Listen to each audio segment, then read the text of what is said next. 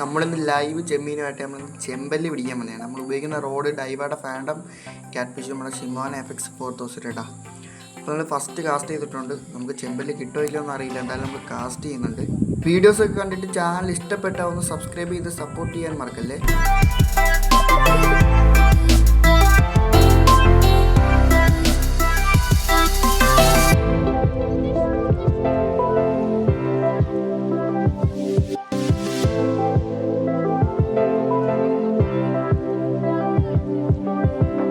അങ്ങനെ ചെമ്പല്ലി പിടിക്കാനായിട്ട് തീറ്റയിൽ കിട്ടിയതാകട്ടെ നമ്മുടെ ചാങ്ങണ്ണി, പാലാങ്കണ്ണി എന്നൊക്കെ പറയുന്ന ഈ ഒരു മീനാണ്. അത്യാവശ്യം നല്ല സൈസുണ്ട്.